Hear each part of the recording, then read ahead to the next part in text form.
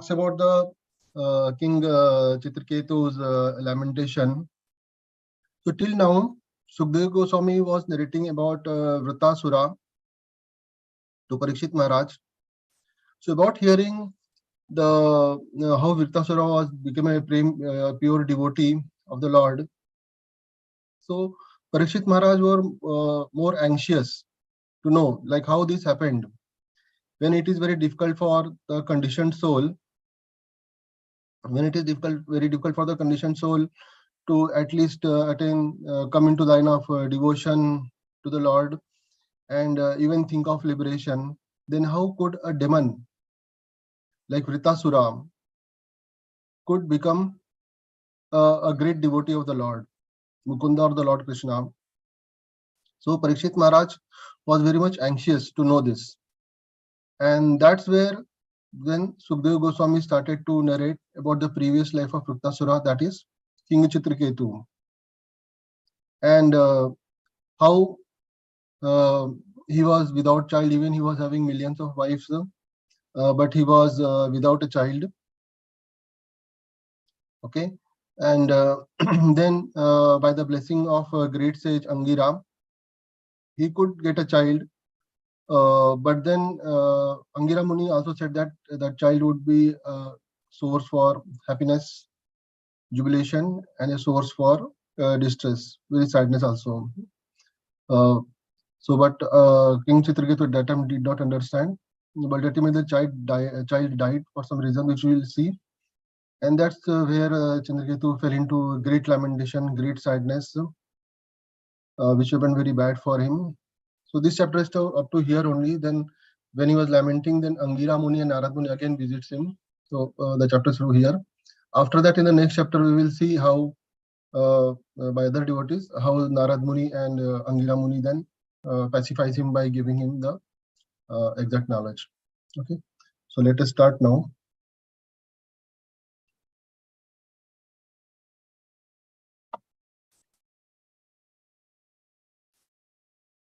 Just a minute. Okay.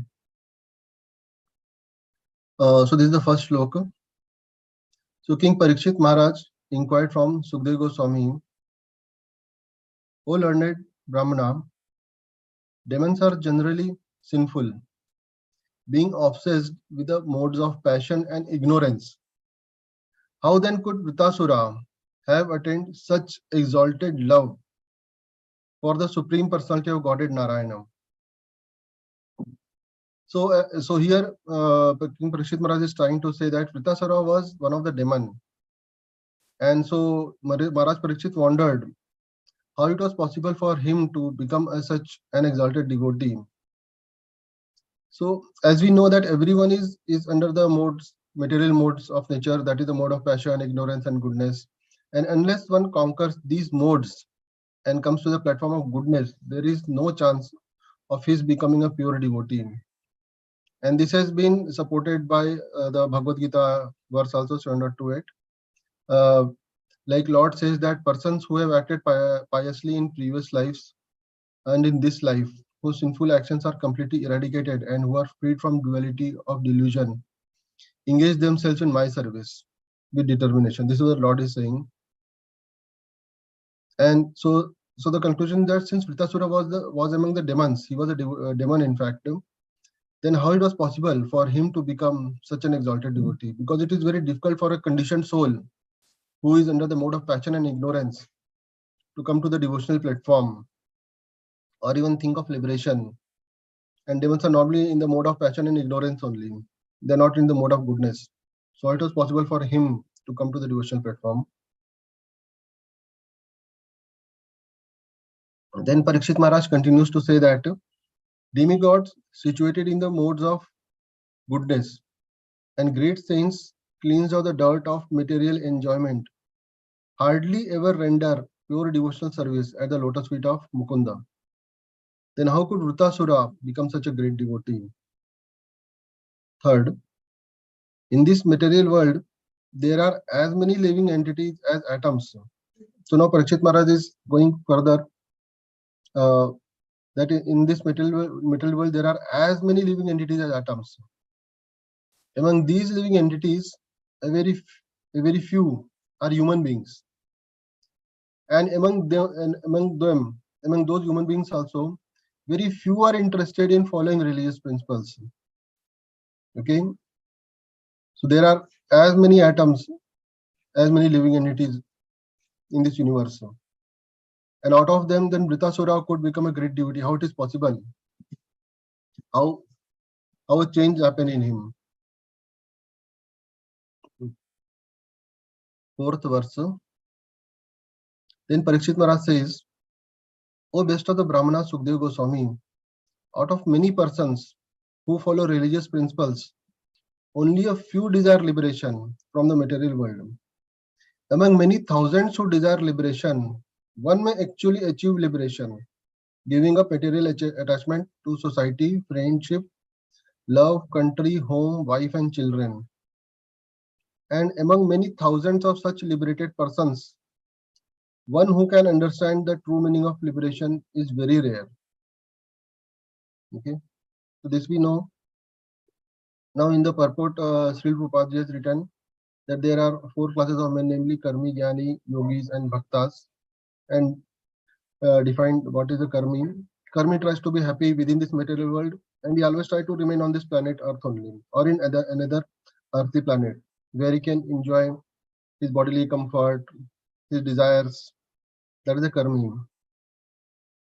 And when such a Karmi person becomes a Jnani, he aspires for liberation from the material bondage. And among many such persons who aspire for liberation, one may actually be liberated during his life.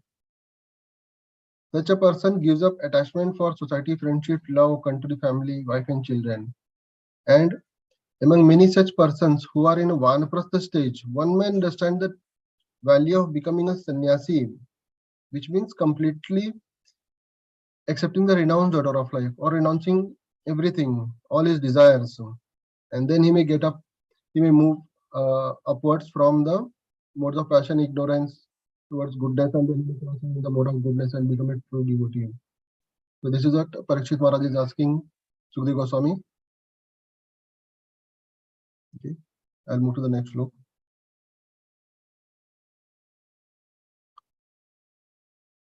Fifth verse. Then Parikshit continues that, "O great sage, among many millions who are liberated and perfectly in knowledge of liberation, one may be a devotee of Lord Narayana or Krishna. Such devotees who are fully peaceful are extremely rare. Becoming we becoming devotees is okay, we are practicing that, but then who is fully peaceful at heart and in mind are extremely rare." So here Srila Vishwanath Chakravarti Thakur says, simply desiring mukti or liberation is insufficient. One must become factually liberated.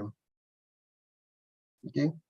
When one understands the futility of the materialistic way of life, one becomes advanced in knowledge, and therefore he situates himself in the Vanaprastha order, which is unattached to family life, wife, and children.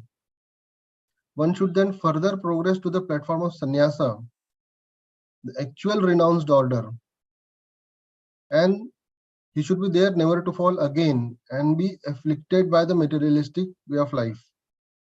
Even though one desires to be liberated, this does not mean he is liberated. Only rarely is someone liberated who actually thinks, who actually is into his mind and works towards that way, then only rarely is someone liberated. Jnanis, yogis, and karmis, devoid of devotional service, are called offenders, and Sri Chaitanya Mahaprabhu has called them Mayavadi Krishna Paradhi. That is, they think that everything is Maya instead of thinking that everything is Krishna, and this is an aparad, and they are called as aparadhi or offender. The pure devotee, however, never thinks that Vishnu has accepted a body of Maya. Instead, he knows perfectly well that the original absolute truth is a supreme person. Such a devotee is actually situated in knowledge. He never merges in the Brahma effulgence. Okay, this is another who thinks to be merged into Brahma effulgence. About them it is talked. In Srimad Bhagavatam 10.2.32 also it is said O Lord, the intelligence of those who think themselves liberated, but who have no devotion, is impure. Even though they rise to the highest point of liberation by dint of severe penances and austerities, they are sure to fall down again into material existence, for they do not take shelter at the lotus feet of the Lord.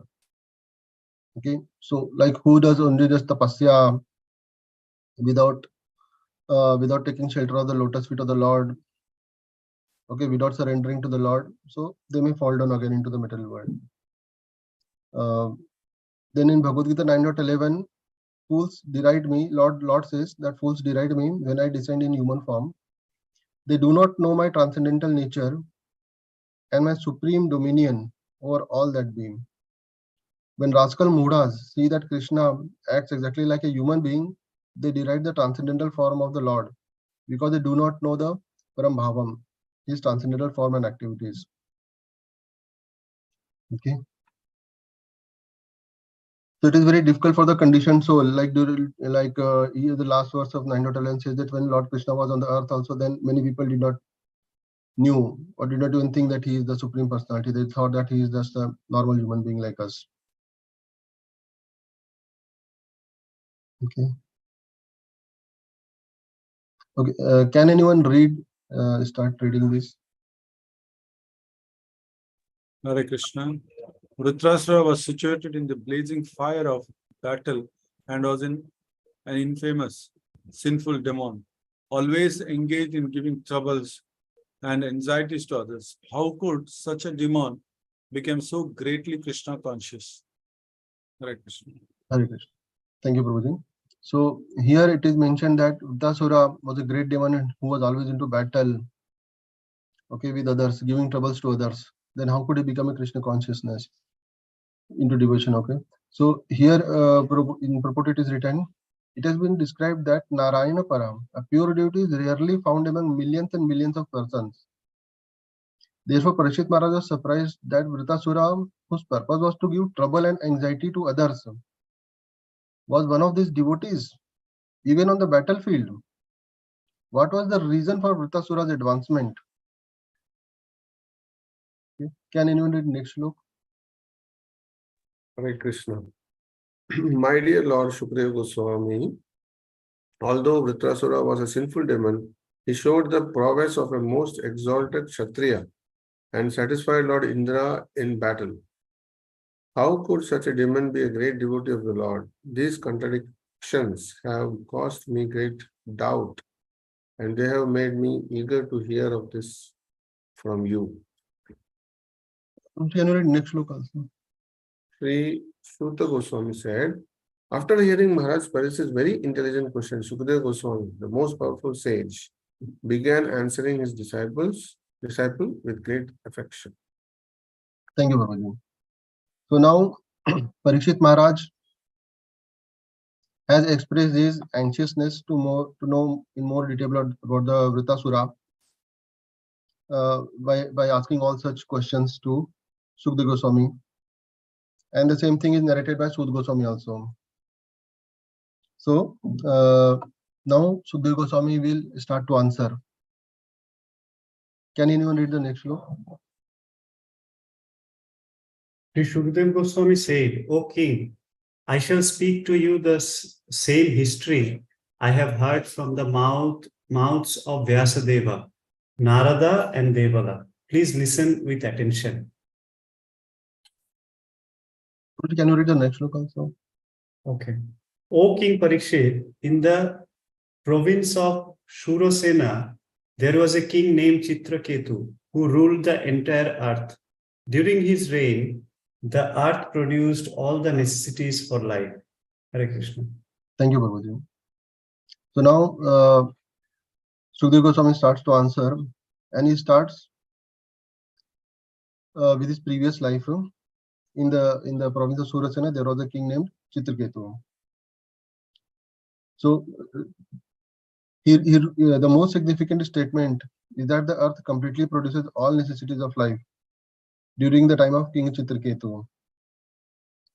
And then this is supported like Krishna, who is the supreme controller, has created the material world which is completely perfect and free from scarcity for any food or anything. The Lord supplies the necessities of all living entities. Even during the reign of Maharaj Yudhishthira, the clouds showered all the water that people needed, and the earth produced all the necessities for men in profusion. Okay, simply ruling the land cannot solve man's problem unless the leader has spiritual capabilities. He must be like king. He must be like Maharaj Yudhishthira, Maharaj Parikshit, or Ramchandra. Then all the inhabitants of the land will be extremely happy. Okay. It is of those times when Maharaj Parikshit, Maharaj Yudhishthira ruled, not unlike today's Kaliyug time, where people rule but they are not spiritually connected to Lord. Can anyone read this shlok? Chitraketu had 10 million wives. Although he was capable of producing children, he did not receive child from any of them. By chance, all the wives were barren. Yeah. Thank you, Babaji. Can you read next shlok? Chitraketu, the husband of these millions of wives, as endowed with a beautiful form, magnanimity, and youth. He was born a high family, had a complete education. He was wealthy and opulent. Nevertheless, in spite of being endowed with all these assets, he was full of anxiety because he did not have a son. Thank you, Babaji. So now, as we can see here, that he had millions of wives, but none could produce children for him, and that was a cause of great anxiety for him, that he did not have a son. And even though, like here it is written, Chitraketu, the king Chitraketu, was very handsome, was very beautiful. He had a beautiful body, beautiful form, magnanimity, youth. He was rich, wealthy because he was a king, but he did not have a son. So it appears that here it is written that it appears that the king first married one wife, but she could not bear a child. Then he married second, even she could not bear a child. Then third, fourth, and so on. But none of the wives could bear children for him. So in spite of the material assets, which is known as Janma Aishwarya Srita Sri, that means birth in an aristocratic family with full opulence, wealth, education, and beauty, he was very much aggrieved because in spite of having so many wives and wealth, he had no son. Can anyone read next look? Hare Krishna, the queens all had beautiful faces and attractive eyes. Yet neither his opulence, his hundreds and thousands of queens, nor the land of which he was the supreme proprietor were source of happiness for him. Hare Krishna. Okay, thank you, Babaji. So, like in the previous look, it was said that he was handsome. He had got a beautiful body. His queens were also very beautiful. They got beautiful faces, attractive eyes. So there was no lack of this. This is trying to say that there was no lack, that the king did not have attraction for his wife or the wife were not attracted to the king. That was not the case. They both were attracted because they both were handsome and beautiful. But still, he did not have a child for some reason. Okay. Can anyone read next verse? Hare Krishna. Once upon a time, when the powerful sage named Angira was traveling all over the universe without engagement, by his sweet will, he came to the palace of King Chitraketu. Thank you, Mataji. So now here, the great sage Angira is introduced, and it is said that he was traveling all over the universe. Okay, out of his own desire, he was traveling, and out of his own desire, he decided to visit King Chitraketu, and he came to his palace without any engagement. Okay, without any engagement or anything, he just decided to go to and meet King Chitraketu. Read the next verse, anyone? Hare Krishna. Chitraketu immediately stood up from his throne and offered him worship. He offered drinking water and eatables, and in this way performed his duty as a host to a great guest. When the rishi was seated very comfortably, the king restrained his mind and senses, sat on the ground at the side of the rishi's feet. Hare Krishna. Yeah, thank you, Mataji. So in most of the verses, there are no purport, so I have written it directly.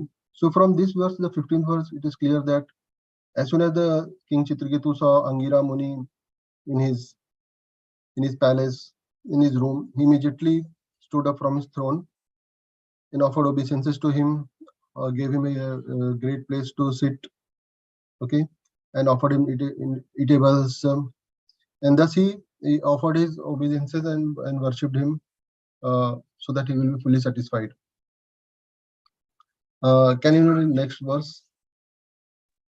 O King Parikshit, when Chitraketu bent low in humility, was seated at the lotus feet of the great sage, the sage congratulated him for his humility and hospitality. The sage addressed him in the following words. Hare Krishna. Thank you, Prabhuji. So the sage was satisfied by his humility and hospitality, and then he started to say these words. Can anyone read next this slok? Hare Krishna. 17th verse. The great sage Angira said, My dear king, I hope that your body and mind and your royal associates and paraphernalia are well. When the 7 properties of material nature, that is the total material energy, the ego, and the 5 objects of sense gratification, are in proper order, the living entity within the material elements is happy. Without these 7 elements, one cannot exist. Similarly, a king is always protected by 7 elements. His instructor, that is Swami or Guru, his minister, his kingdom, his court, his treasury, his royal order, and his friends. Hare Krishna. Thank you, Prabhuji. So in the purport it is written, Sridhar Swami in his Bhagavatam commentary mentions that a king is not alone.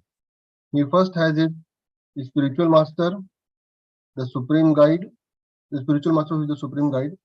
Then comes his ministers, his kingdom, his fortifications, his treasury, his system of law and order, and his friends or the allies. Allies means with allies of the other cities, other countries, such. If these 7 are properly maintained, then the king is happy.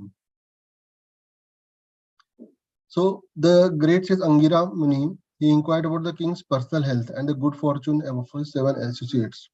So whenever we inquire to someone, even to our friend or someone, that how is he, whether everything is okay with him, whether everything is well. So we are not just concerned about his personal self, but also with his family, his source of income, and his assistants or servants. All of them must be well, and then a person can be happy. So this is what Angira Muni is inquiring him, whether he's okay, everything is fine with him. Can anyone read this look? 18th. Hare Krishna. O King, O Lord of humanity, when a king directly depends upon his associates and follows their instructions, he is happy. Similarly, when his associates offer their gifts and activities to the king and follow his orders, they are also happy. Thank you, Mataji. So here, a king should not simply give orders to his dependents because he is supreme, but sometimes he must follow their instructions also. And similarly, the dependents who depend on the king, they must also follow the king's instruction, and this mutual dependence will make everyone happy. Okay. Can you read the next verse? Hare Krishna. O King, are your wives citizens, secretaries, and the servants and the merchants who sell spices and the oil under your control? Are you also in full control of ministers, the inhabitants of your palace, your provincial governors, your sons, and your other dependents? Thank you, Mataji. So he's again asking about whether all your ministers are under your control. Some minister is not against you or is hatching any plot against you. Everything is okay. The inhabitants of your place, the governors. Then he asks your sons, even though he did not have a son, still Angira Muni asks him your sons and your other dependents. Are you in full control of them? Are you happy? Can anyone read next look? 20th. Hare Krishna. Hare Krishna. Hare Krishna. Number 20. If the king's mind is fully controlled, All his family members and governmental officers are subordinate to him. His provincial garners present taxes on time without resistance, and what to speak of lesser servants. Thank you, Mataji. So, Angira Muni asked the king whether his mind was also under his control. This is the most essential for happiness. If the mind is not under control, if there is anxiety, there is sadness, then the person himself will not be happy. So this is what he's trying to ask, whether the governors are in his control, ministers are under his control, whether they pay the taxes on time, whether he has money to run the country, whether everything is okay. So this is what Angira Muni asks him again and again. Moving on to the next slok, 21. Can anyone read this? Hare Krishna. O King Chitraketu, I can observe that your mind is not pleased. You seem not to have achieved your desired goal. Is this because of you yourself, or has it been caused by others? Your pale face reflects your deep anxiety. Thank you, Mataji. So here, Angira Muni now directly says him that you don't appear to be pleased. Your face is not that happy, but it is pale. And this reflects your deep anxiety within your heart. So is everything okay with you? Are you happy? Please read the next slok, 22.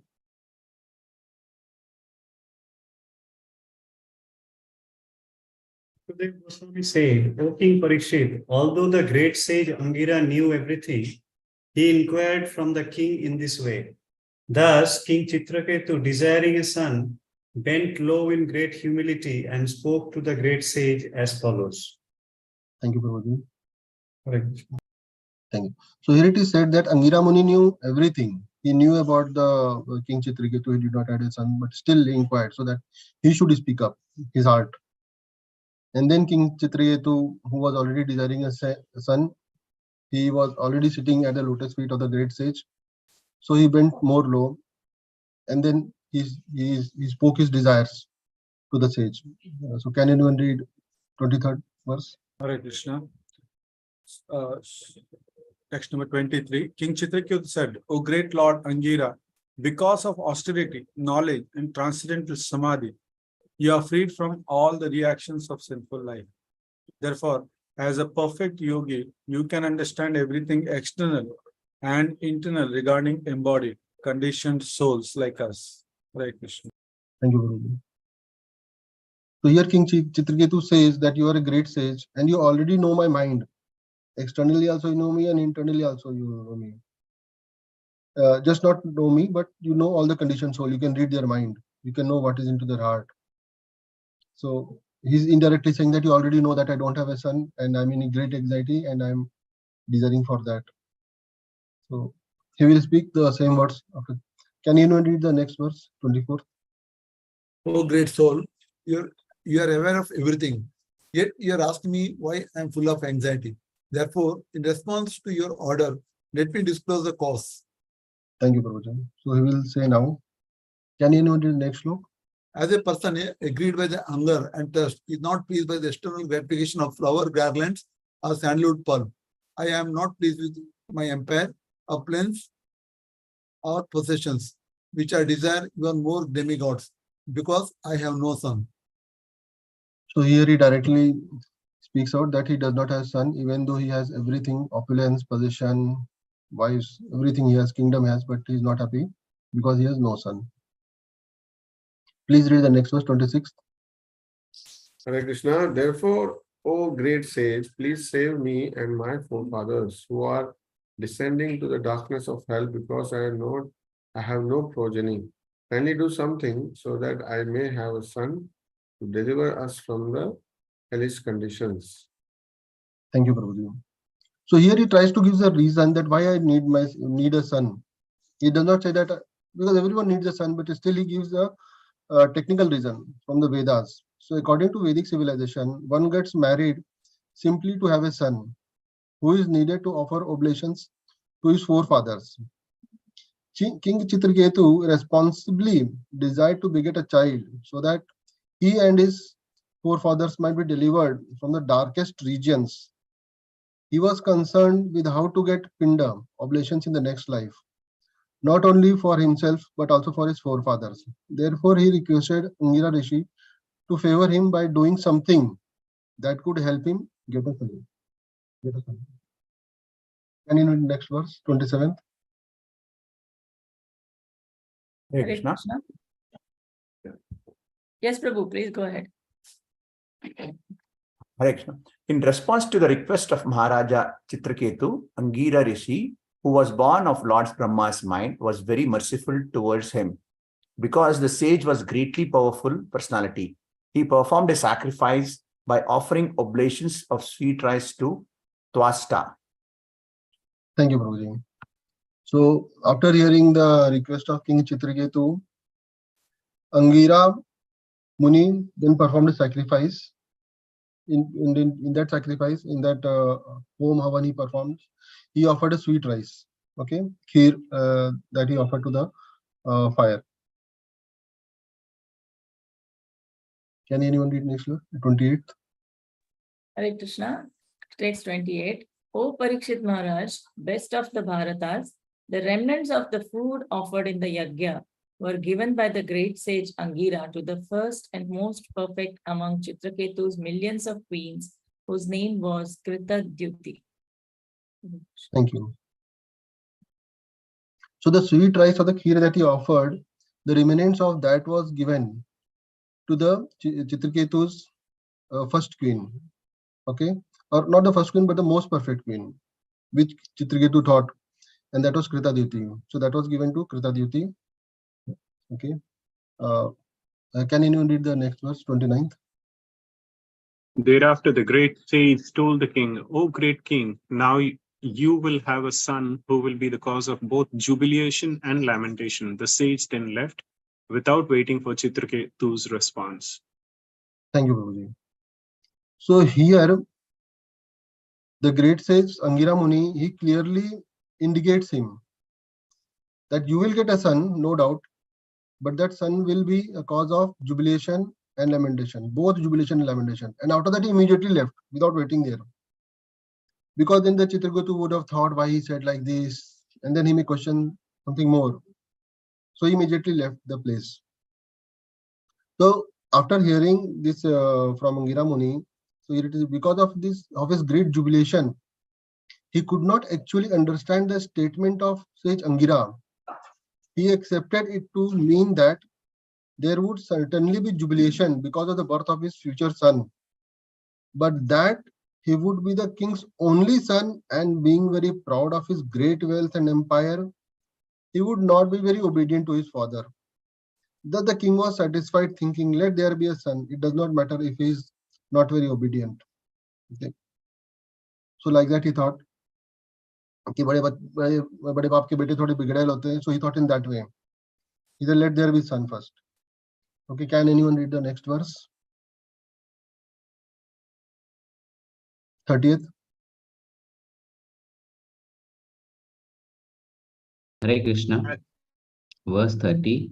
As Kritika Devi, after receiving the semen of Lord Shiva from Agni, conceived a child named Skanda, Kartikeya, Kritadyuti, having received semen from Chitraketu, became pregnant after eating remnants of food from the yajna performed by Angir.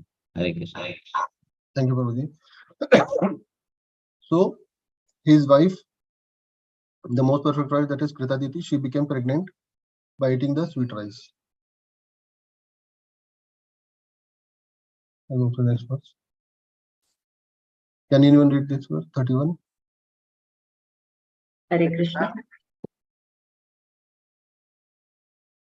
Verse 31. After receiving the summon from Maharaja Chitraketu, the king of the Shurasena, Queen Kritadyuti gradually developed in her pregnancy. O King Parikshit, just as the moon developed during the bright fortnight. Hare Krishna. Thank you, Maharaj. So she became pregnant and developed her pregnancy. It is compared to moon, like how the moon passes through different phases and develops. Similarly, the child or a pregnancy also developed. Can anyone read the next verse? 32. Hare Krishna. Therefore, in due course of time, a son was born to the king. Hearing news of this, all the inhabitants of the state of Surasena were extremely pleased. Hare Krishna. Mataji, please read the next verse also. King Chitraketu was especially pleased. After purifying himself by bathing and by decorating himself with ornaments, he engaged learned brahmanas in offering benedictions to the child and performing the birth ceremony. Next two also, read those two also. 31, Unto 32. the brahmanas who took part in the ritualistic ceremony, the king gave charity of gold, silver, garments, ornaments, villages, horses, and elephants, as well as 60 crores of cows, 600 million cows. Verse 35. As a cloud indiscriminately pours water on the earth, the beneficent king Chitraketu, to increase the reputation, opulence, and longevity of his son, distributed like rainfall all desirable things to everyone. Hare Krishna. Hare Krishna. Thank you, Mataji. So the son was born, and after hearing this news, King Chitraketu, he was very much happy, very much pleased. Even his wife Pritaditi was very much happy. And so he performed all the religious activities which is normally performed on the birth of a child.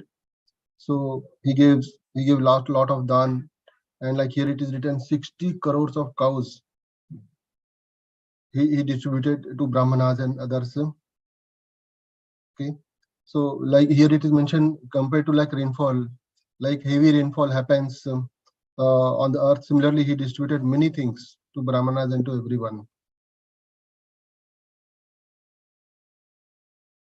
Can anyone read the next verse? When a poor man gets some money after great difficulty, his affection for the money increases daily. Similarly, when King Chitraketu, after great difficulty, received the son, his affection for the son increased day after day. Thank you, Prabhuji.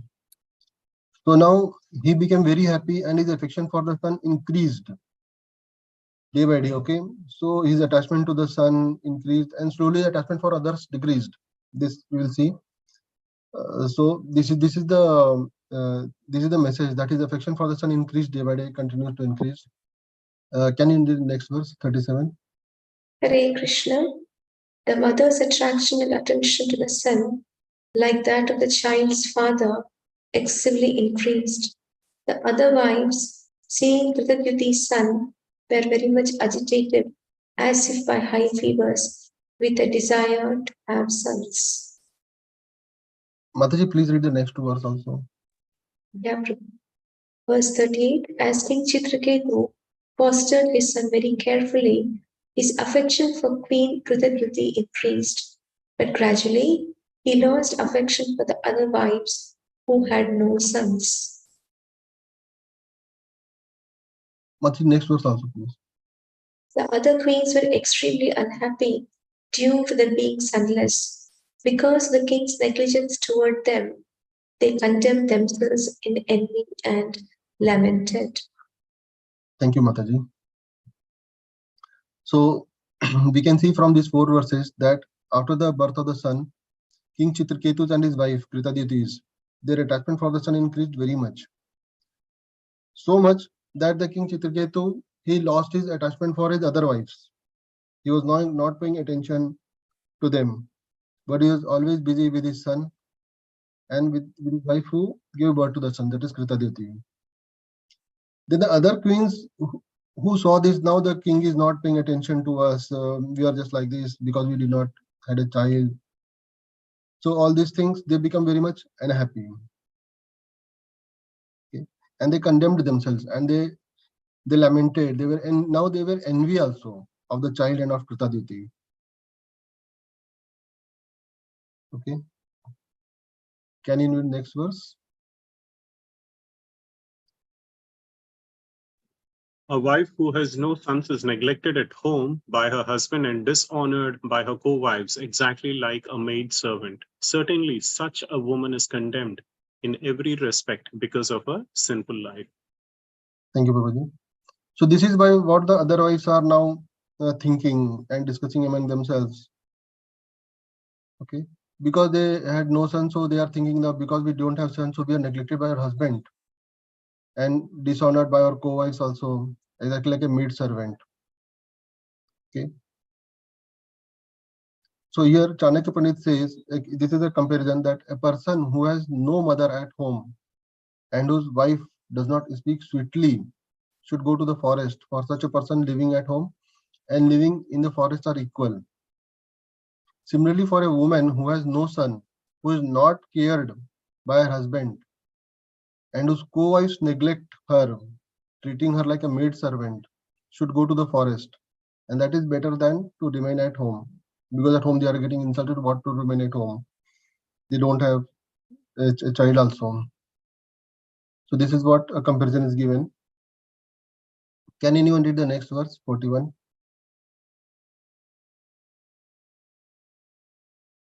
Hare Krishna. Even maid servants who are constantly engaged in rendering service to the husband are honored by the husband, and thus they have nothing for which to lament. Our position, however, is that we are maid servants of the maid servant.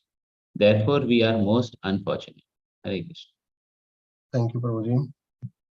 So the other wives, they are just contemplating, they are discussing, they are considering their situation lower than a maid servant now.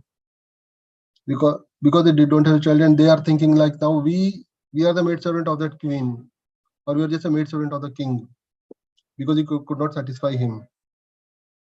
And because we are the maid servant of maid servant, so we are the most unfortunate. We don't have anything in our life now. We have to remain like this, and we are the most unfortunate. Can anyone read the next verse?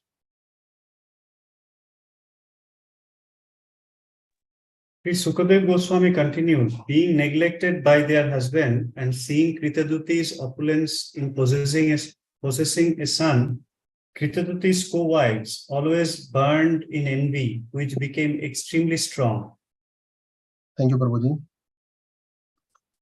Okay, so they were discussing, as we have seen in these verses, we are maid servant of maid servant, we are neglected by our husband, we are unfortunate.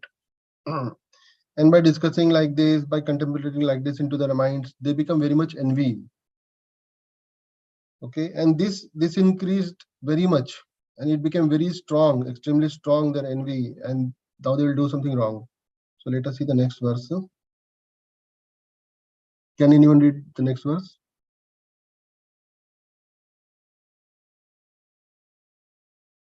Hare Krishna. As their envy increased, they lost their intelligence. Being extremely hard-hearted and unable to tolerate the king's neglect, they finally administered poison to the son. Thank you, Prabhuji. So this is the turning point. Their envy increased so much that they could not tolerate. They were just burning in the envy. And they lost their intelligence, they lost their mind. They did not know what to do, just to satisfy their envy and take a revenge. When something wrong has happened with this wife, how can the other queen enjoy? Let us destroy her happiness, her enjoyment. And thinking like this, they administered poison to the son. Okay, to the small child that was born, they administered poison to him. Read the next verse, please.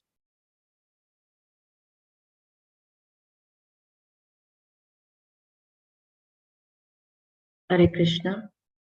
Unaware of the poison administered by her co-wives, Queen Kritadyuti walked into the house, thinking that her son was sleeping deeply. She did not understand that he was dead. Please read the next verse also, on Mataji. Verse 45. Thinking that her child had been sleeping for a long time, Queen Kritadyuti, who was certainly very intelligent, ordered the nurse, "My dear friend, please bring my son here." Thank you, Mataji. Hare. So after the poison was administered by the co-wives to the son, he died. Okay, but Queen Kritaditi, she did not knew. She thought that his son is just sleeping nicely in the palace, and she was walking within the palace, within the house here and there, thinking that his son is sleeping very deeply. But after it has been quite a long time, she was thinking why his son is sleeping for a long time. So she ordered the nurse, "Please bring my child." Can you read the next verse? When the maidservant approached the child, was lying down, she saw his eyes turned upward. There were no sign of life. All senses were having stopped, and she could understand the child was dead. Seeing this, she immediately cried, "Now I am doomed," and fell on the ground. Next verse also. In great agitation, the maidservant struck her breast with both hands and cried loudly in regretful words. Hearing her loud voice, the queen immediately came, and when she approached the son, she saw he was suddenly dead.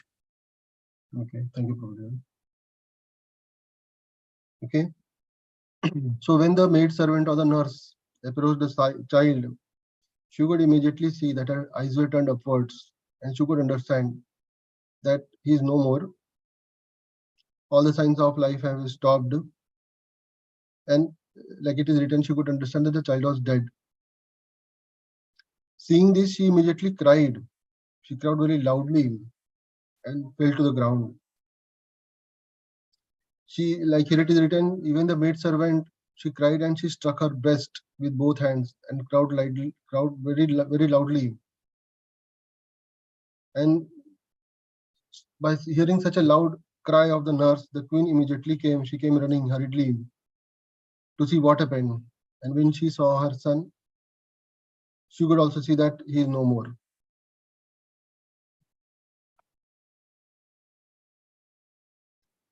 48th verse, can anyone read, please?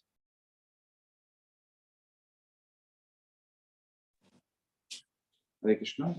In great lamentation, her hair and dress in disarray, the queen fell to the ground unconsciousness.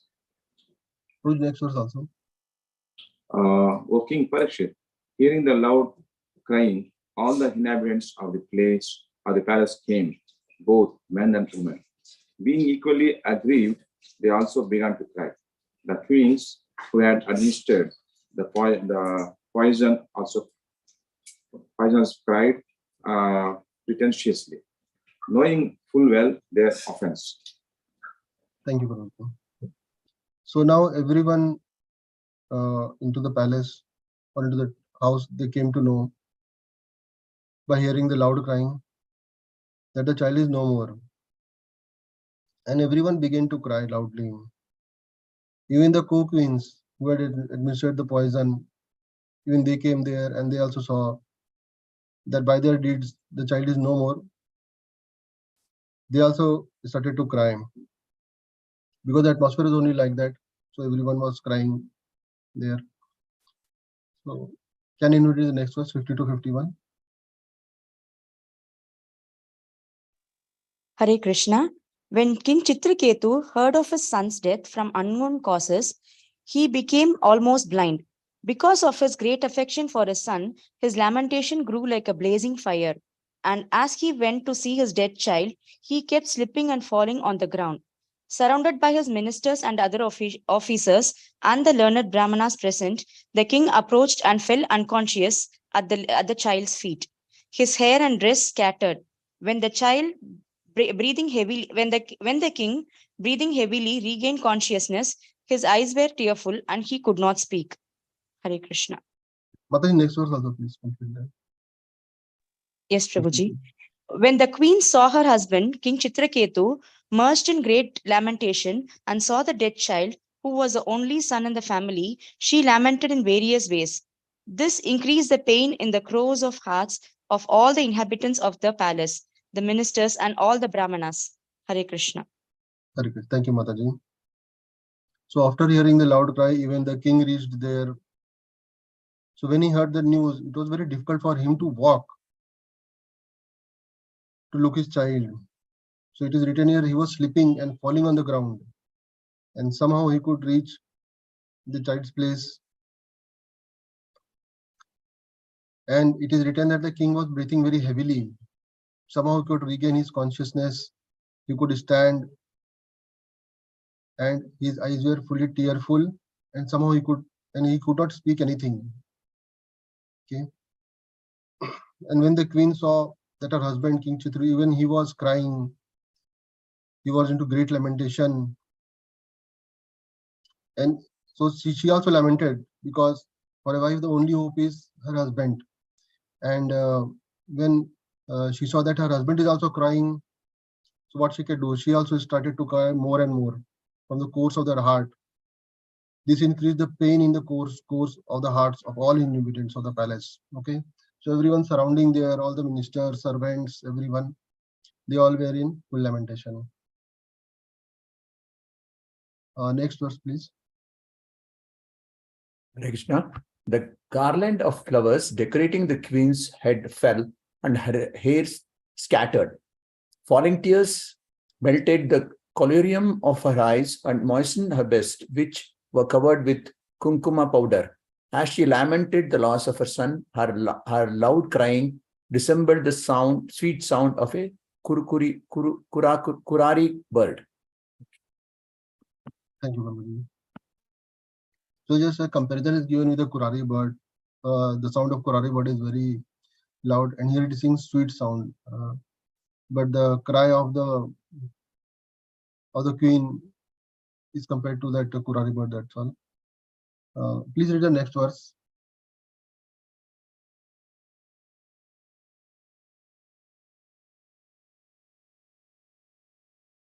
Anyone 54th? 54th verse. Alas, O Providence, O Creator, you are certainly inexperienced in creation. For during the lifetime of a father, you have caused the death of his son, thus accepting in opposition to your creative laws. If you are determined to contradict these laws, you are certainly the enemy of living entities and are never merciful. Hare Krishna. Okay, thank you, Babaji.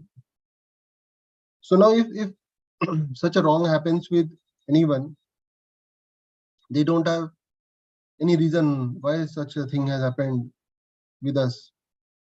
So they directly start to blame the Lord only.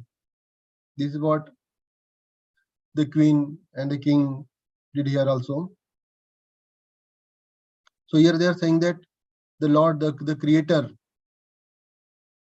he is totally inexperienced in creation, because during the lifetime of father, the child should not die, the son should not die.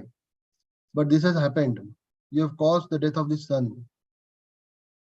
And so this is against your creative laws.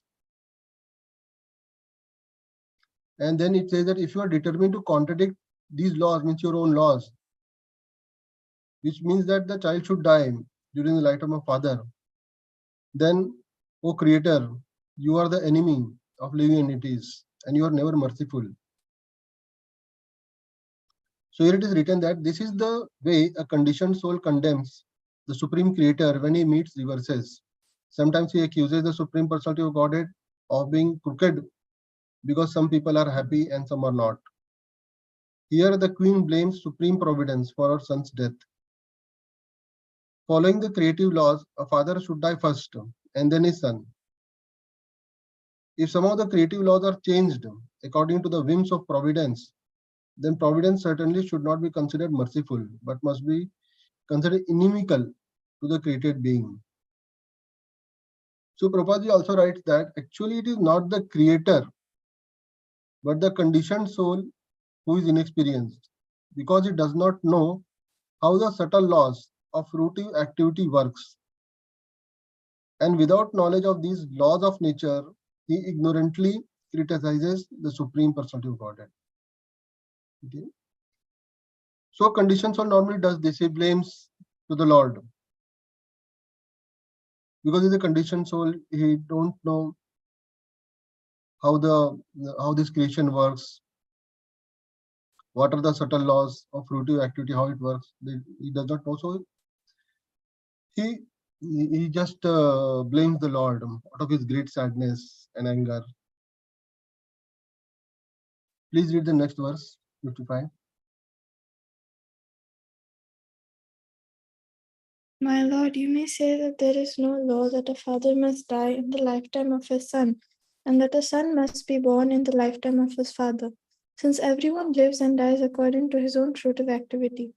However, if fruitive activity is so strong that birth and death depend upon it, there is no need of a controller or God. Again, if you say that a controller is needed because the material energy does not have the power to act, one may answer that if the bonds of affection you have created are disturbed by fruitive action, no one will raise children with affection.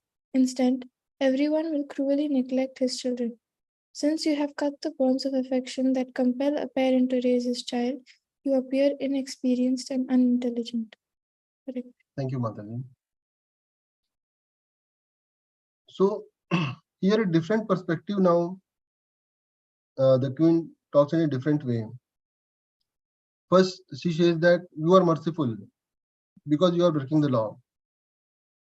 Okay, but then she says that you may say that there is no law. Providence may say, or the God may say that there is no law, that a father must die in the lifetime of his son. The other way can also happen, that a son must be born in the lifetime of his father. Since everyone lies and dies according to his own fruitive activity. So she says that if fruitive activity is so strong that birth and death depend upon it, then there is no need of controller or God. But then it is also said that if you say that a controller is needed because the material energy does not have power to act, it acts. It's the material energy itself does not act, but acts under the power of the Lord. If you say that the material energy does not have the power to act, then one may answer that if the bonds of affection you have created, okay, are disturbed by fruitive action, then no one will raise the children with affection. Okay. So if the bond of affection between a father and a child, between a mother and a child, if that is broken, like here it happened, then no one will raise the children because we will have lost the confidence that the bond of affection will be broken by any reason, by the fruitive activities. Then why someone will raise the children or bore a child? Instead, everyone will cruelly neglect his children. Why? Because you have cut the bonds of affection that compel a parent to raise a child. And therefore, she even blames that you appear inexperienced and unintelligent to the Lord, to the providence of the Creator. You are inexperienced and unintelligent. So in this verse, karma has been stressed on the basis of karma mimamsa philosophy, which says that one must act according to his karma, and that a supreme controller must give the result of karma. This is what the karma mimamsa philosophy says. The subtle laws of karma, which are controlled by supreme, cannot be understood by ordinary conditioned souls. Therefore, Krishna says that one who can understand him and how he is acting, controlling everything by subtle laws, immediately becomes freed by his grace. The statement of Brahma Samhita, Karmani Nirdhati Kintu Cha Bhakti Bhajam, which means one should take to devotion service without reservations and surrender everything to the supreme will of the Lord. And that will make one happy in this life and in the next life. Okay. So Srila Prabhupada writes that everyone should follow the devotional way of life and he should be totally dependent on Lord Krishna without blaming like this.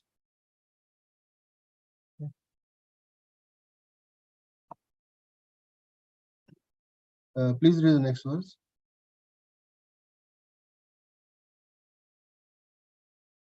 My dear son, I'm helpless and very much aggrieved. You should not give up my company. Just look at your lamenting father. We are helpless because without a son, we shall have to suffer the distress of going to the darkest hellish regions. You are the only hope by which we can get out of these dark regions. Therefore, I request you not to go any further with the merciless Yaman. Hare Krishna. Thank you, Prabhuji. So now she's telling to the son, who is no more, that to please wake up, come to your mother. We are helpless because without a son, we shall have to suffer the distress of going to the darkest hellish regions. Like earlier it was mentioned, the son will offer the pindadan, and oblations to the forefathers. So as per the Vedic knowledge, she's trying to say that we will go to the darkest hellish regions. Okay. So in the purport it is written, according to Vedic injunctions, one must accept a wife to beget a son who can deliver one from the clutches of Yamaraj. Unless one has a son to offer oblations to the Pita's forefathers, one must suffer in Yamaraja's kingdom. King Chitraketu was very much aggrieved, thinking that because his son was going away with Yamaraj, he himself would again suffer. The subtle laws exist.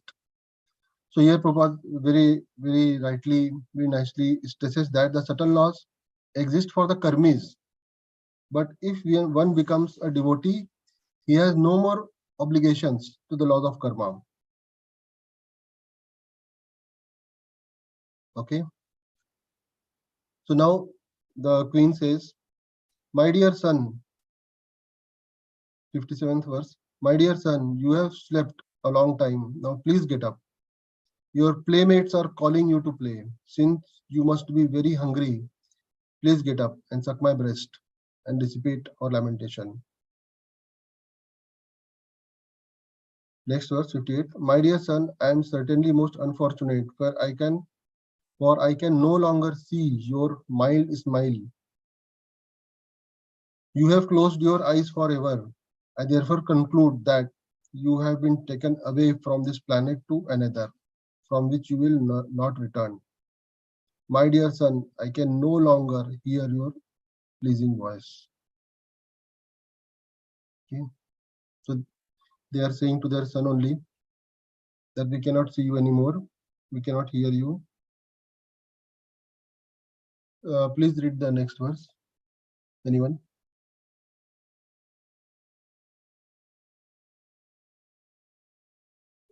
Sri Sukadeva Goswami continued, accompanied by his wife, who was thus lamenting for her dead son. King Chitraketu began crying loudly with an open mouth, being greatly aggrieved. Please read the next two verses, Prabhuji. As the king and queen lamented, all their male and female followers joined them in crying. Because of the sudden accident, all the citizens of the kingdom were almost unconscious. When the great sage Angira understood that the king was almost dead in an ocean of lamentation, he went there with Narada Rishi. Thank you, Prabhuji. So king and queen both were lamenting because their son had gone. They are crying loudly with an open mouth. And all the other persons or people who were there, they were also crying because of a sudden accident. So everyone was crying there. And when the great sage Angira understood that the king was almost dead in an ocean of lamentation, he went there with Narada Rishi. So Angira Muni and Narad Muni, they both again visit King Chitraketu. So this ends the chapter here. That the Angira Muni and Narad Muni both visit. Okay. So in the next chapter, we will see how the king and queen were pacified by the knowledge that Angira Muni gives to the king and queen. And in next chapter to that, for 15th chapter, I think, then it is written that the child also speaks up and he gives the actual knowledge which the king hears. So that the other devotees will talk about. But this chapter ends here, 14th chapter. Okay. Anyone has question? I have written the CBA questions also here. So if anyone has question.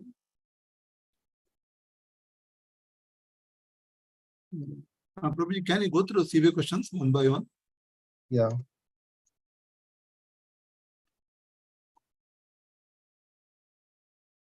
Yeah, please.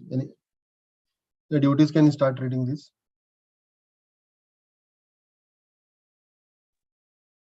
Question number 1, explain the division of human beings described in text 3 and 4. There are 4 classes of them, namely karmis, jnanis, and yogis and bhaktas. Should I go ahead, Prabhu? Yeah, you can go ahead. Question number 2, who are the 2 kinds of jnanis? There are 2 kinds of jnanis. One is inclined to devotional service and the other to impersonal realization. Impersonalists generally undergo great endeavor for no tangible benefit, and therefore it is said that they are husking paddy that has no grain. Stula tushava tuna. The other class of jnanis, whose jnana is mixed with bhakti, are also two kinds. Those who are devoted to the so-called false form of the Supreme Personality of Godhead, and those who understand the Supreme Personality of Godhead as Satchidananda Vigraha, the actual spiritual form.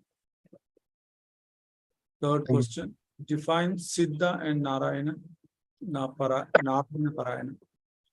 Direct devotees are called Narayana Parayanas, and whereas those who perform various types of mystic yoga are called Siddhas. Explain the connection between the government leader and the prosperity. When there is a good ruler, that source produces the necessities of life abundantly.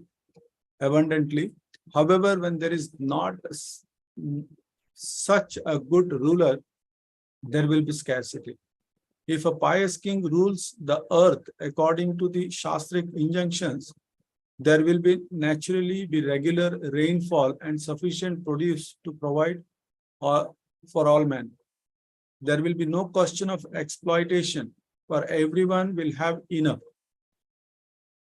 Black marketing and other corrupt dealings will then automatically stop. Simply ruling the land cannot solve man's problem unless the leader has spiritual capabilities.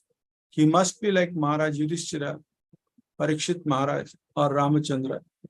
Then all the inhabitants of the land will be extremely happy. Right. Thank you, Prabhuji. Anyone can read these questions?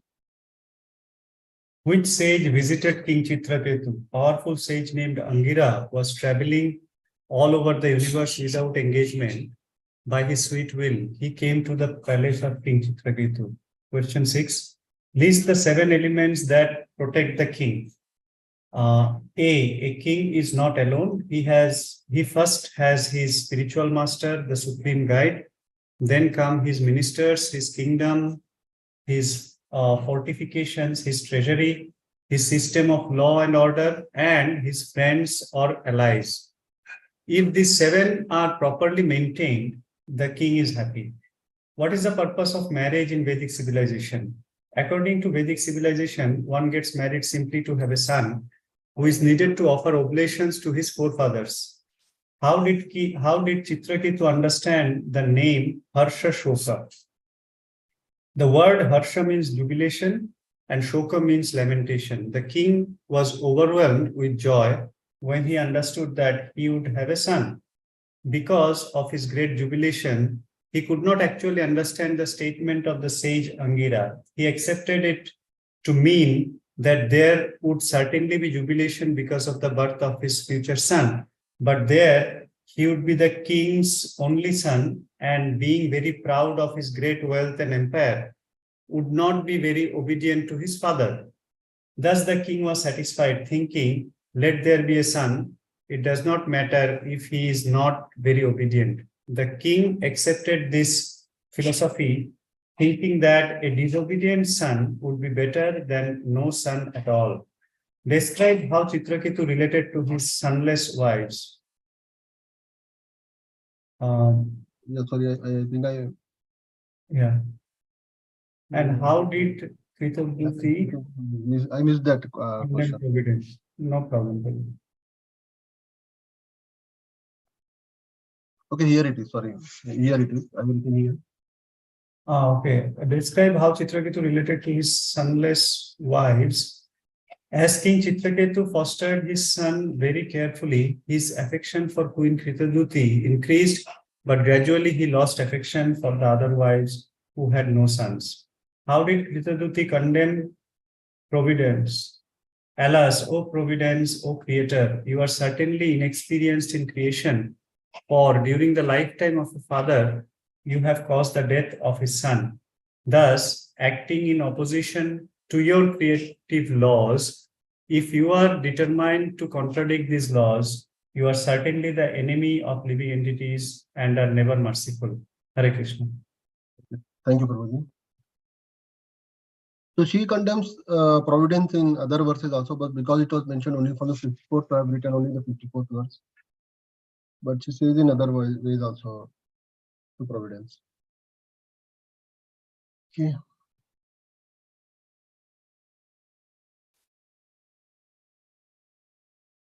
Any questions? Any comments? Krishna. Thanks a lot, Prabhuji. It's a very nice presentation. In fact, nothing to lot of storyline is there, so you didn't find much in this full chapter. But I just like to know, yeah. Before that, let me know one of the lectures I heard from Radha Gopinath Prabhu, not related to this chapter, some other topic he was telling. In the Angiramani come and ask this one, King Chitraketu, how are things all fine or everything like that. So in that he was telling in the material world, maybe people are telling I'm comfortable with so many things, but always it's followed by the but. And he was giving an example of one of the devotees and who was shifted, he was in somewhere in central line and shifted to Mira Road. And he was, which asked him, how is your life, after shifted here? And he was telling so many good things. I have office is very near to me. My son's school is very near to me. And temple is very near to me. And I'm very happy like that. Then Prabhu said, I'm just waiting for the but. Then ultimately he said, but Mira Road mein machhar bahut hai. At the end he said, the provision, I'm just waiting for that but like that. So just material world like that only. If you have so many good things, but always followed by some other discomfort actually. Nothing like that in that 100% good. This is one point I just wanted to add this point. And my question, actually you can add some of the practical applications in these stories. I had one question for maybe for you and general as a whole. Nowadays, because of modern lifestyle, the devotees, they also sometimes, don't get child easily. Sometimes some issues are there, some problems. And in that case, at the same time, there are a lot of modern techniques are available, to get it pregnant. And as a devotee, should we go for as per the Shastras, or should we adopt, something like modern techniques to get pregnant? This is my question, actually. Because normally it is, some people are facing these problems, actually. Yeah, I know. There are various now scientific techniques. So the devotee, as per the Shastras, whether we should go for these techniques.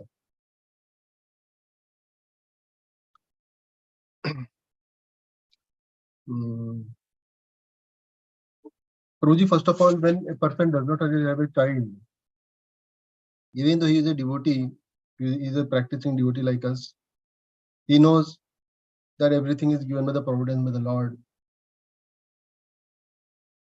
But still, as a human being, out of sentiments, they cross the line, they forget this, and they go to have a child by any means, by any technical means. But the question is whether that is right or wrong.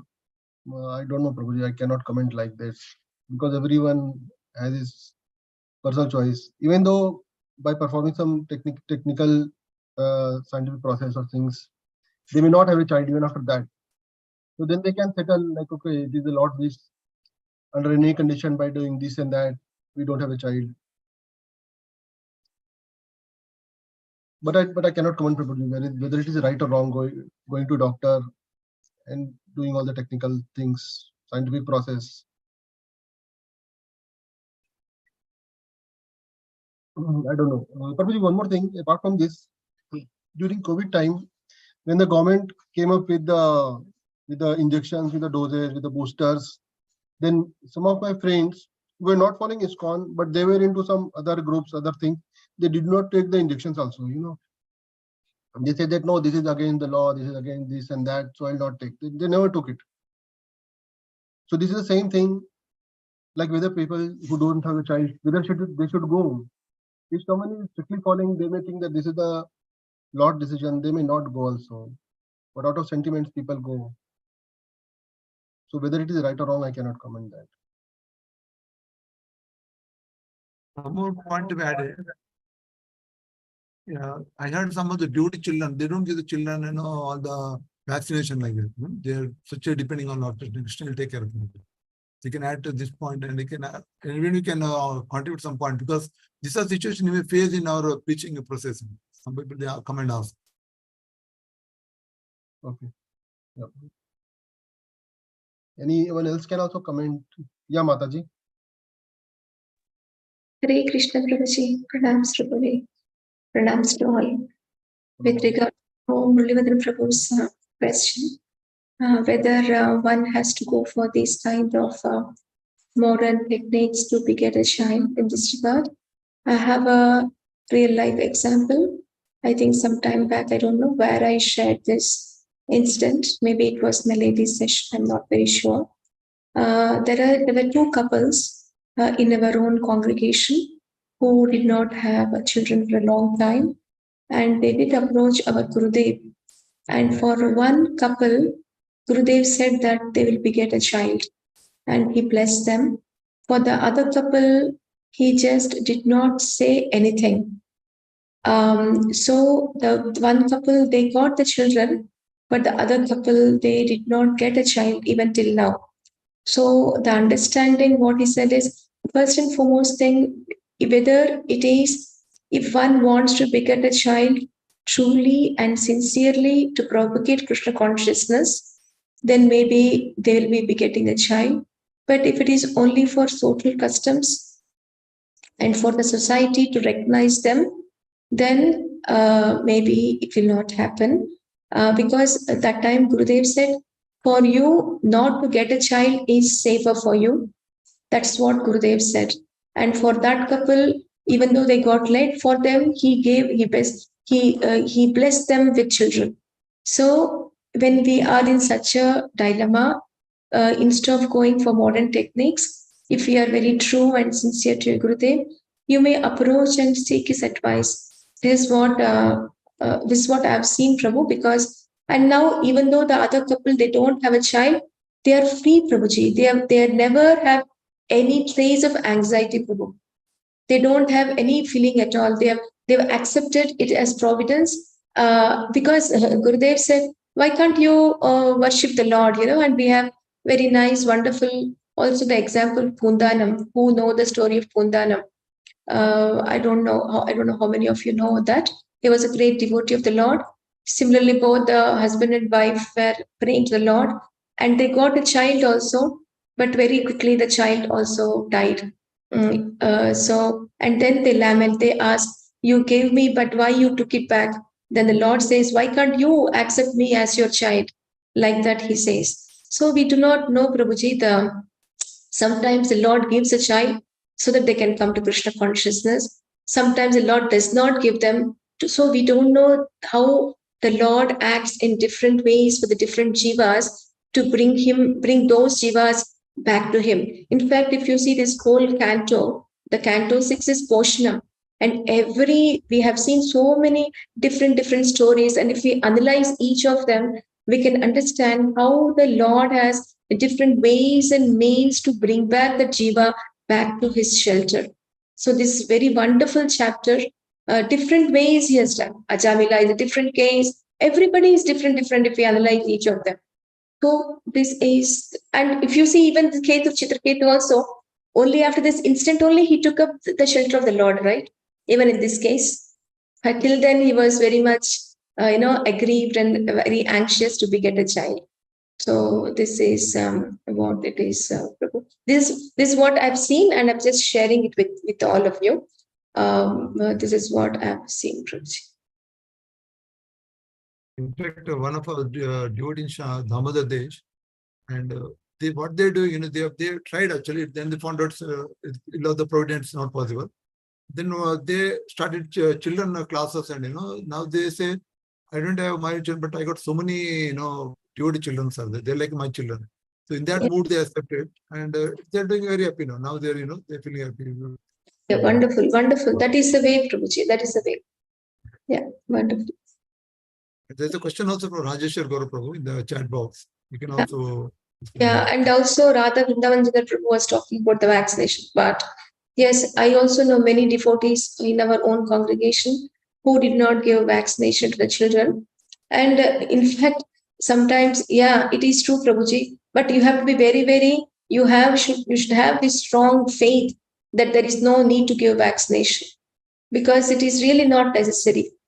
And in fact, those who took especially this corona vaccination, we are having a lot of problems, extreme lot of physical ailments we are having now after taking the vaccination. In fact, in one of the, like when Madhavi Kirti Prabhu, he said, because of we have been forced to take vaccination here. Otherwise, you cannot travel. Because of this, we have all taken. Otherwise, it is not necessary. These are all a gimmick. These are all this pharmaceutical company doing all these nonsensical things. And we are forcefully trapped in it. And we neither can leave it nor take it. We are put in that situation. That is why we all had to take. There was no other option left with us. But definitely in India, there was no such requirement, Prabhuji. So that is why there were many people who did not take the vaccination and they are happy. They are very much fine. But here that was not situation, Prabhuji. Thank you, Madhavi. Thank you for that information. Yeah. Hare Krishna, Madhavi.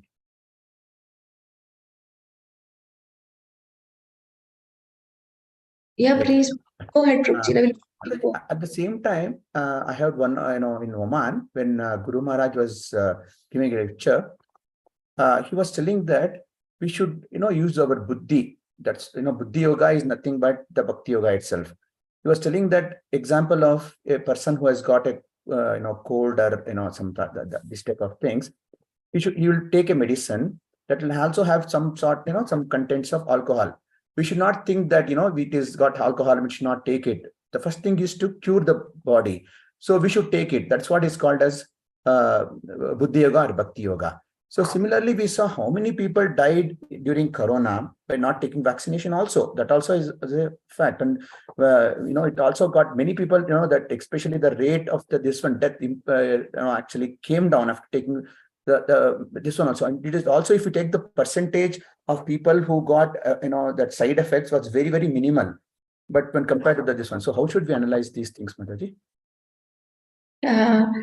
Sorry, Prabhuji, I differ from your opinion. The statistics says the problems have increased tremendously, and it is only a mindset.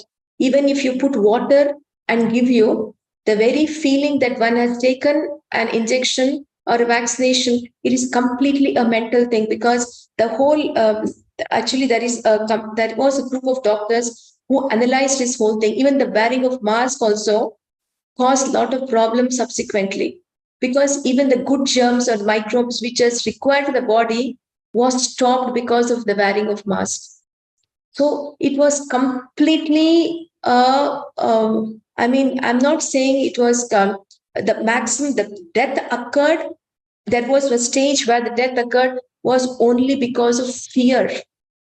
The fear overtook them, and even before anything could happen, people died.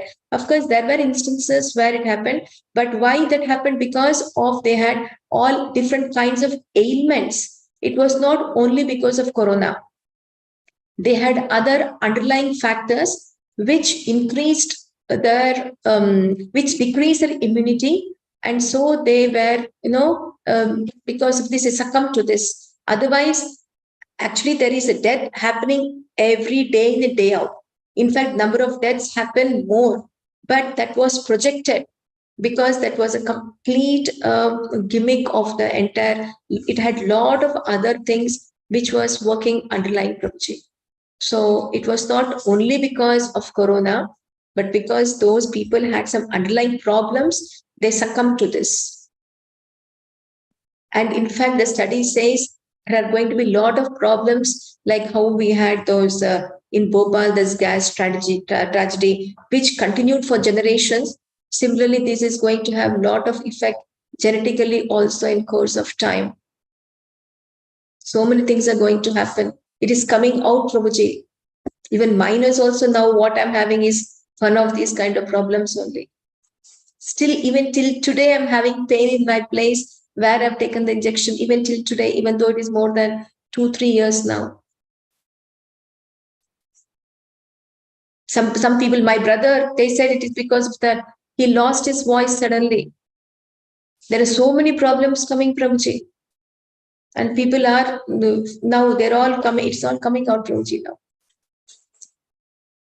And coming back to what Gurudev said, Prabhuji, we cannot take isolated cases. What in that case, what he's trying to say is, we should not be foolish also, not going to doctor. That is how we have to take it. We cannot take that as as thing. But what Gurudev is trying to say is, it is also necessary sometimes to take care of your body, to keep your body and soul together for the service of Krishna. But I'm talking specifically of this point which Prabhu has raised. I think Samba Prabhu has something to say. Are you okay, Prabhuji? I mean, I'm just asking. Is that?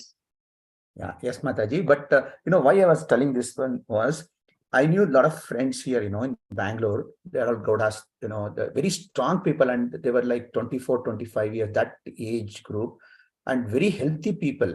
And those people, they was like challenge, they were telling that, oh no, we will not take this one, Corona, this one and all. It is all we have, our immunity is very strong. We people are very strong. We don't have to do anything like that. Many people died like that, Mataji, not the youngsters, like 24, 25, and very healthy people. For that reason, I mentioned. Okay, Prabhuji. Samba Prabhu, I think he wants to say something. Hare Krishna Mataji, Dandavat Pranam, Hare Krishna everybody. Well, I was just having a question related to the surrender to Lord Sankarsana over here. So when Narada Muni blessed, how is it that Chitraketu had an indication that he was was it like he was constitutionally aware that he's supposed to be surrendering to Lord Sankarsana, or how does it? Why when Narada Muni blessed, how come it was not like he could, directly reach Krishna's lotus feet, Mataji? I think you'll have to wait for next class, Satish. Shali Mataji will be. Keep it as suspense. Yeah. Also, he says keep it as suspense for the next class. Oh, okay. There is a topic related next class. No? You'll keep it suspense. Okay. Great. Yeah. Thank you, Prabhuji. Yeah, in fact, when Sachimati said, when there is a fear of mind, I remember a small story. When one person was sleeping under the tree, and suddenly what happened? Something came and bite. And suddenly he saw, when there is a hole, one mouse came out and it went inside. And he said, okay, mouse bite me, nothing, you just step like that. Suddenly, suddenly he started blaming the mouse. Why did you disturb me like sleep like that? The mouse got angry. And later on again, he was sleeping. Again, mouse came and really bite him. That time, earlier it was bit by a snake. But the snake immediately went, he said, did not see the snake. Only mouse came out, he thought the mouse came and bite me. And later on, the mouse got angry, he came and bite him. But that time, mouse went inside, then snake came out. Suddenly he saw the snake and he got so much frightened and ultimately lost his body. Because snake came and bite me. He got to bite. So this is what exactly happens actually. Because of the fear factors, it's normally it kills more than the real factor actually.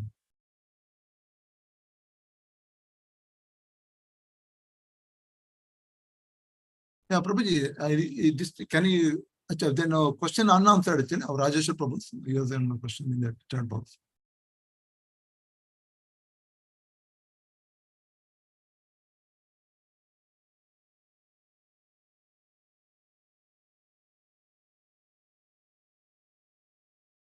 Sorry, Prabhuji. There is a question in chat box. Yeah. That Mataji, one question is there. Please advise about adoption. If someone can. You may say, Prabhuji. No, Mataji, I don't have any thought for this. What adoption? No. He's talking. Adoption means he says if somebody doesn't have a children, if they can adopt the child. So that is what he's trying to say. Again, I would. My personal take on this that we have to consult superiors whether this is okay to adopt. And in fact, I recollect my own experience, which I would like to share. Way back when we were in Nagpur, one of my Alankrit was just about how many years old he was? When that Dinesh Prabhu's child, Mataji died, no? Aruna Mataji, we thought of taking the child, no? It was way back in, maybe my son was just about 1 year, 2 year old, Prabhuji. I'm just telling you our own experience. So my Prabhu's close friend, he lost his wife suddenly, leaving behind 2 girl children. And we were very seriously contemplating on adopting the second child because the child was just a few months old.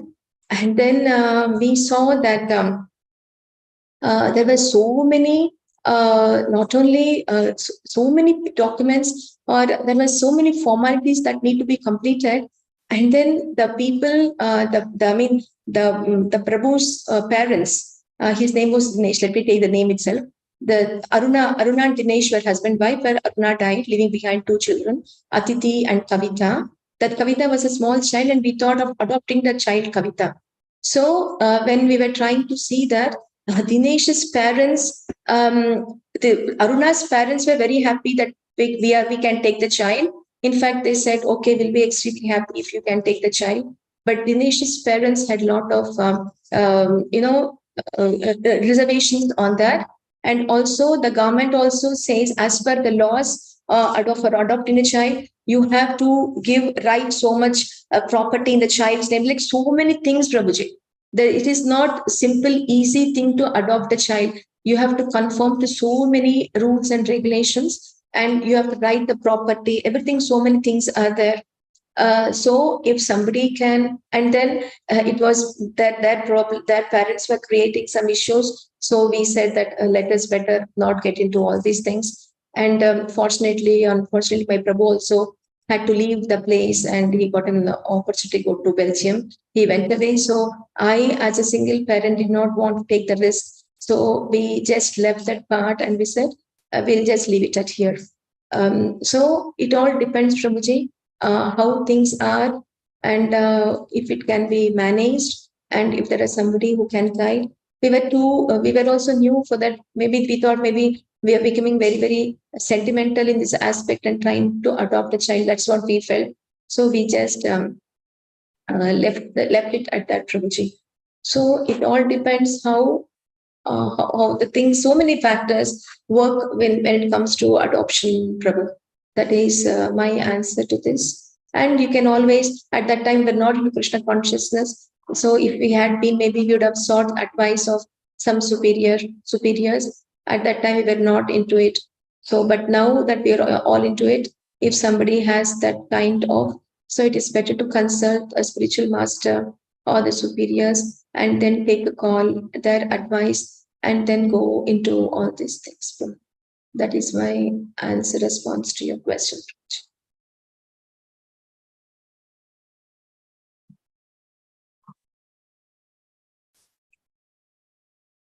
Rajeshwar Prabhu, does that answer your question? Hare Krishna, Mataji. Mataji, just on other point of view, like if you adopt a son and or you can consider him as a soul and make him a Krishna conscious devotee, so wouldn't that help? Or I was just wondering about that. Actually, we can, as a service, we can do, Prabhuji. That is what I said. It all depends on all these material factors also, Prabhuji. All these material aspects also. We cannot do anything sentimental, Prabhuji. Or it is not necessary that we have to only adopt the son and make him Krishna conscious. Why can't you give the Krishna consciousness preach to everybody? Why? Because you are having a subtle thing that, oh, if I have a son, then he will do the Pindadan for me. If that is the underlying thing that which is driving you to adopt a son and then do the preaching, not necessary. You can, like just now our Holy Prabhu said, that Prabhu and Mataji are considering all the children as their children and making them Krishna conscious. So it is not one child. It is so many children. They are conducting a whole big class itself. So that is more appropriate, no, Prabhu? This approach is on the Vedic way. Our approach is on Krishna conscious way. So, see, Prabhuji, we have different levels of Shastras now, Prabhuji. One is Artha Shastra, then next is Dharma Shastra, Jnana Shastra, and Bhakti Shastra. We, as the devotees, we are following Bhakti Shastras. which is on a highest level, Prabhuji. Now, what you're talking it up is on the level of Dharma Shastra, wherein, okay, somebody is an orphan, let me adopt the child and take care of the child. So that is also good. Those who cannot follow the Bhakti Shastra can follow that Shastra.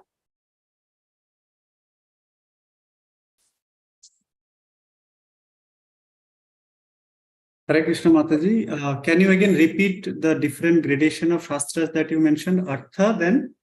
Dharma, Gnana, Bhakti. Okay, thank you, Mataji.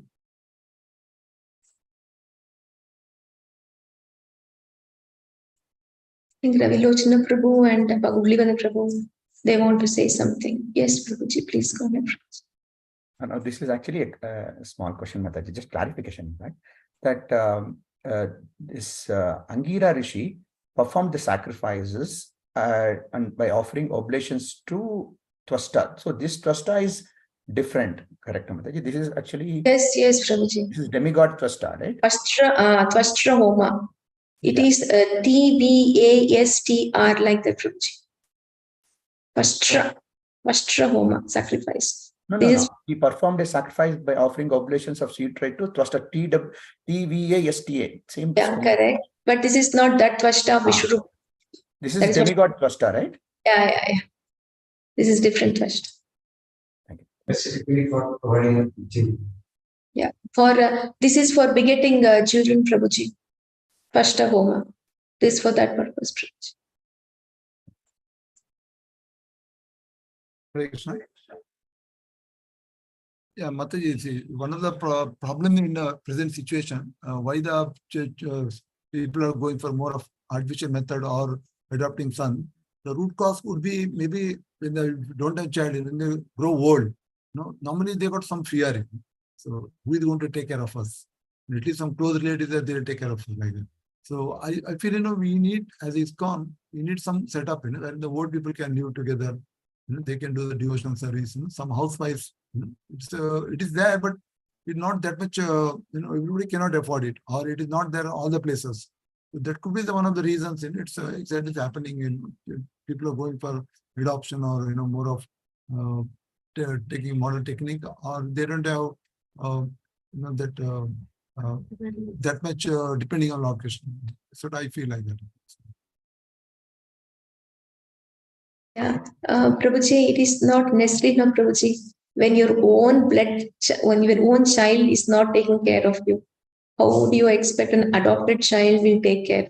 Because nowadays it's completely different. So instead of that's what our Kunti Devi says, Janma. We should not depend. Our dependency should be exclusively on Krishna, who will take care of us. Like you rightly said, yes. I also heard recently from Mayapur, I think, devotees should come together to have this kind of a senior living concept, so that those who do not have children, or those children who are not with the parents, or unable to be with the parents, or who are abroad, such families can come together, stay together in such a community. So there are so many senior living where the karmis are doing. So the same concept can be brought in for the devotees also. There's so many people who do not have a shelter. So devotees will come to the aid of another devotee. So that would be a wonderful concept. Yes, Prabhu, we can. Yeah, we should all think, in fact. We should not wait for others to start. We can also be a part, and we can also render this kind of service to our ISKCON community, Prabhu. This is something, everybody can think about it actually. Like all the devotees come together, stay together. Definitely. It's a very nice concept actually. Yes. Everybody should contemplate on this one. Instead of depending on somebody else, better to, depending on Krishna and have a nice retired life together. Yes. Small agriculture land, engage yourself in growing own things. So you can do a retired life very nice. And also it will help us preaching also. Yes, Raj. Yeah, Raj. Definitely. Ravilochana Prabhu, you want to add something? Yes, Mataji, this is regarding. Mataji, if you look in other way, taking other way, suppose a devotee doesn't have a child, and if he adopts a child, in that way, it is so fortunate that a normal child who would have gone into a normal karmic thing, or into other normal way, Now he has a chance of becoming a devotee. In that way, it is better, no, Mataji, if otherwise a normal, if a child doesn't have any father, mother, and he'll be, he'll take his own, this one. In that case, if these devotees take the children and they bring it, so normally, obviously they'll bring them up in the Krishna conscious way only. In that way, that soul also will be benefited, no, Mataji. Prabhuji, as I said, there is nothing wrong in adopting a child, Prabhuji, provided we are able to comply to all the other material requirements as ordained by the rules and regulations. And if all those things can be met, we have ample support from other, because it is not only you or the people who are adopting, it is all the family who should be able to accept the child, no, Prabhuji. That is also equally important, no, Prabhu. Otherwise, the child suffer more after coming here. If that is taken care, that the same kind of love and affection should be given to the child. If the other rest of the family is not accepting the child, then the child is going to undergo hellish problems. So all those things should be looked into, Prabhuji. And definitely we should consult our spiritual master.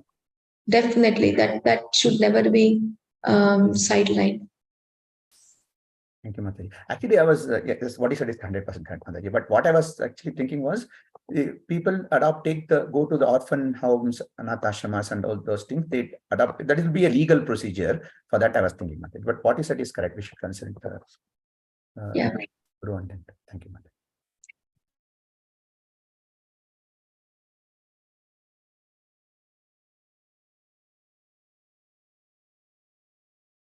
So, Prabhu, if we do not have any further questions, maybe we can end the session today. Mataji, there is a question in chat box by Rajeshwar Gaur Prabhuji.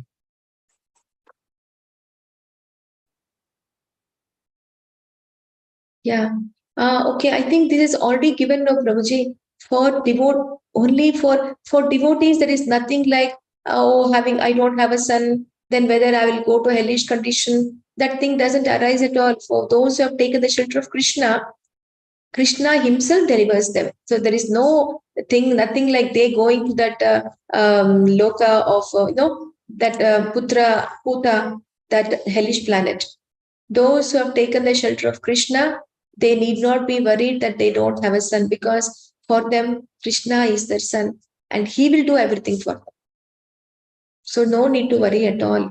Prabhupada also says in the same verse where he says, no, for Pindadan, there is, I think in that it's there. For devotees, they did not have any kind of fear of this kind. The Lord himself takes care because they have taken the shelter of Krishna. Bhagavatam Stokam Devashti Bhutatma Nanam Pitrinam Nam Nicha Rajan Kato Mukudnam Sharanam Charanyam. I can't exactly recall, but the sloka is a Bhagavatam. You're not obliged to any other demigods or forefathers, and you want to surrender to Mukunda like that. And we also have many wonderful pastimes of the Lord also. For instance, I'll just give this example. There are a few more examples also, but this comes to my mind when who is this Jatayu? That is an instant when actually when this when there was a fight of the Devasura Sangrama, and Dashrath Maharaj helped the Devas in fighting against the Asuras. At that time, Jatayu also helps Dashrath Maharaj. So at that time, Jatayu, there is an incident wherein 1 minute, 1 minute.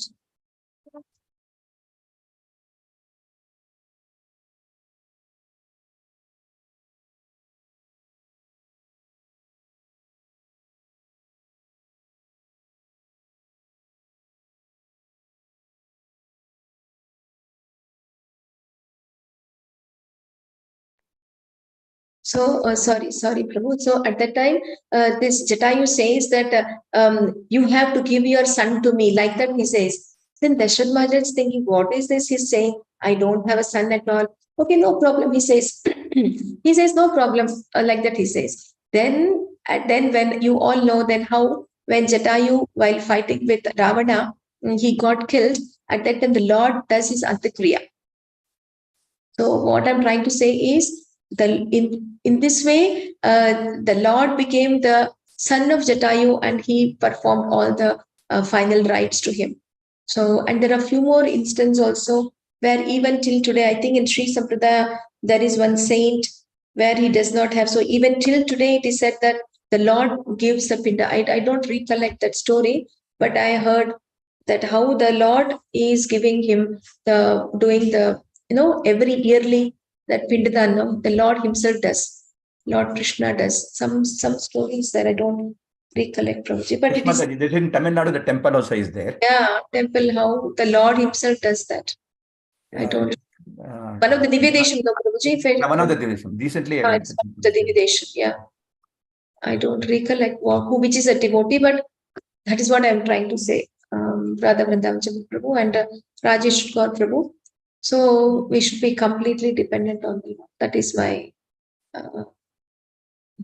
answer to your question.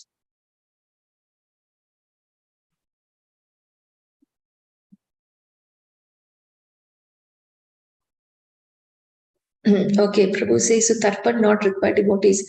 Prabhu, as long as you have unflinching conviction and faith and your practices are to that level, then it is okay. But if you're halfway here and halfway there, then you should not stop all these rituals because these rituals help you to, it is all a pure process of purification, not only materially, mentally, physically, and also at your sublime, at your conscious level also. So till you achieve that stage, you should continue to perform all these rituals.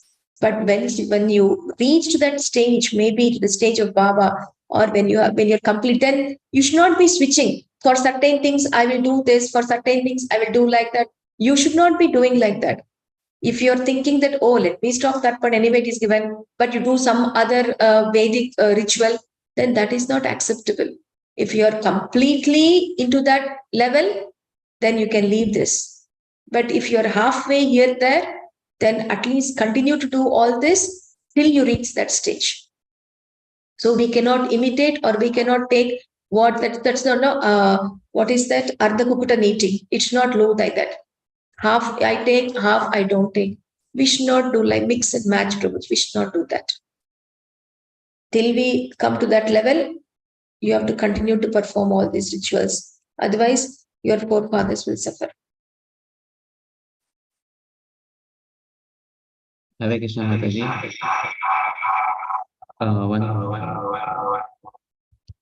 Mataji, so when we said for sun, one minute. So once we said for sun, we consider ourselves a devotee and sun is not required. And when we come to Tarpan, we think if we are in mixed state. So how do we know we are a devotee when we say, to free ourselves from hellish conditions for unending forefathers? That time when we say we are devotees, correct? So not required. But now when it comes to Tarpan, we say we are in that level, so we cannot ignore the Tarpan. So when we say we are devotee, we say no, Baba, we are not so pure, we are still practicing. So in that terms of term, then we should have sanno for freeing ourselves from hellish condition. That is what I said, Prabhuji. You yourself can gauge you are in which situation, in what platform you are. Then only you have to decide, Prabhuji. Then if you're thinking, no, I may go to hellish situation conditions, so let me beget a child. So you may adopt to all modern techniques of begetting a child, or you may go for the process of adoption. And then you're also free because you're thinking, I'm not in that level. The other part is you should have unflinching faith in the Lord. Then you don't have to follow any of these things. So it all depends on the individual, how much faith one has, how much surrendered he is. Then accordingly he can do it, Prabhuji. That's what I'm trying to say.